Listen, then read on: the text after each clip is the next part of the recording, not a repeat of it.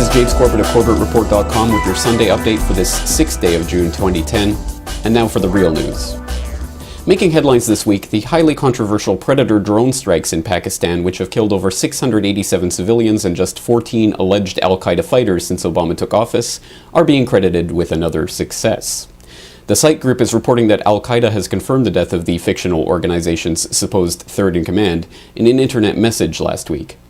Mustafa al-Yazid, also known as Abu Saeed al-Masri, was reportedly killed in a Predator drone bombing on May 21st along with his wife, 3 daughters, his grandchild, and unidentified others. This is not the first time that al-Yazid has been reported dead. In August 2008, it was reported that he had been killed in an airstrike on the Afghan border. Nor is al-Yazid the only al-Qaeda fighter to have been killed and or captured on multiple occasions. In March 2004, the AP reported that al-Qaeda in Iraq leader Abu Musab al-Zarqawi was killed in an American bombing. In January 2005, China Daily reported Zarqawi had been arrested in Bakuba. Later that month, Voice of America reported that he had been arrested and then released by Iraqi police in Fallujah. In May 2005, the UPI reported that Zarqawi had been evacuated from Iraq after being injured, and in June 2005, the Saudi newspaper Al Madinah reported that Zarqawi had again been killed in fighting and buried in Fallujah. Similarly, in March of 2007, the Iraqi Interior Ministry claimed that they had captured infamous al-Qaeda spokesman Abu Omar al-Baghdadi. The U.S. military denied the report, and the ministry retracted their statement. In May 2007, the Interior Ministry reported al-Baghdadi had been killed by occupation forces north of Baghdad. In July 2007, the U.S. military officially announced that Baghdadi was in fact a fictional character who had been invented as a way to give an Iraqi face to the foreign-led insurgent movement in Iraq. Despite this, Iraqi Prime Minister Nouri al-Maliki reported Baghdadi had been captured once again by Iraqi security forces in April 2009. Then, in April of this year, Baghdadi was reportedly killed once again in an American airstrike along with Abu Ayyub al-Masri, who himself had been reportedly killed once before in May 2007, and then rose from the dead to be captured by Iraqi security forces in Mosul in May 2008. No word yet on when al-Yazid will rise from the dead to be killed or captured once again. In other news, the annual Bilderberg conference is receiving unprecedented coverage in the international press as millions around the world begin to discover the existence of the elitist meeting. This year's Bilderberg is taking place in Sitges, Spain, on the outskirts of Barcelona, and is set to wrap up today. Confirmed attendees of this year's meeting include the White House Special Envoy to Afghanistan, Richard Holbrooke, Deutsche Bank CEO Josef Ackermann, President and CEO of TD Bank Edmund Clark, Barclays Chairman and Senior BBC Director Markus Agius, Finnish Finance Minister Jyrki Katainen, and former Microsoft CEO Bill Gates, who pretended that he was attending an event for the Global Health Institute in Spain, but when pressed, admitted he was actually in Spain to address the Bilderberg gathering. Charlie Skelton reported in the UK's Guardian newspaper this week that a conversation that had been overheard between 3 Bilderberg organizers at the Dolce Sitges Hotel before the resort was closed to the public on Wednesday had centered on Alex Jones's infamous bullhorning of the group in Ottawa in 2006. "They were very close to the hotel," said one. Another asked, "Did they ever try to attack?" The first person replied, "No, but it was very scary." The third added, "This is the negative side of the welfare state. People have enough income so they can do this. It's like a permanent threat." Veteran Bilderberg journalist Jim Tucker of the American Free Press has already begun reporting some of the discussions that his sources inside Bilderberg indicate have been taking place at this year's conference.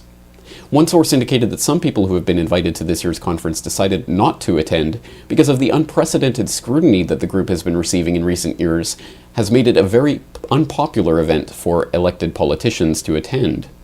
Another source indicated that one Bilderberg attendee had admitted that the anthropogenic climate change proponents have been whipped, and that carbon taxes and other such agendas have been stalled. Another object of conversation at this year's conference is the possibility of an American airstrike on Iran. You're saying they are moving towards green lighting, or it has been green lighted? They're tilting heavily toward green lighting U.S. attack on Iran.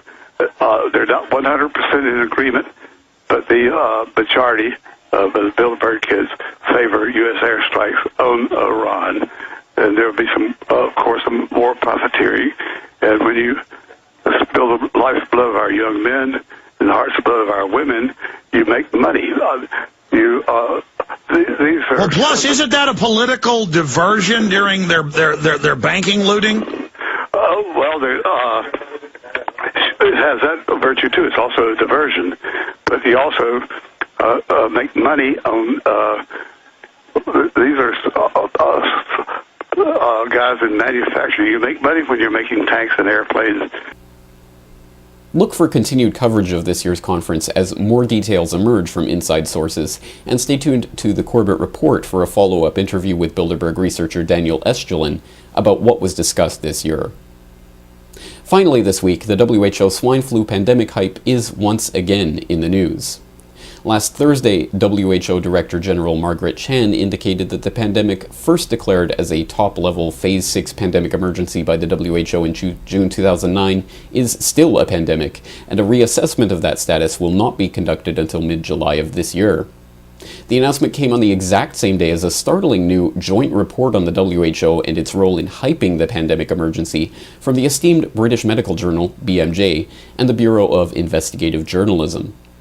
The report does nothing to help the reputation or standing of the WHO, already severely damaged from numerous investigations by the Council of Europe and others into how the organization relied on experts with direct financial interests at stake to declare a pandemic that generated billions of dollars for the vaccine manufacturers who they were linked to. The report reads in part, quote, key scientists advising the World Health Organization on planning for an influenza pandemic had done paid work for pharmaceutical firms that stood to gain from the guidance they were preparing. These conflicts of interest have never been publicly disclosed by the WHO, and WHO has dismissed inquiries into its handling of the H1N1 pandemic as conspiracy theories. This past flu season, in fact, turned out to be one of the mildest on record, with far fewer people dying from the H1N1 pandemic virus than die from the regular flu. And as a result, millions of doses of unused and unwanted experimental H1N1 vaccines, purchased at the cost of billions of dollars by countries around the world, are being disposed of. Despite all of this criticism, the WHO has yet to admit any wrongdoing or culpability for the pandemic hype.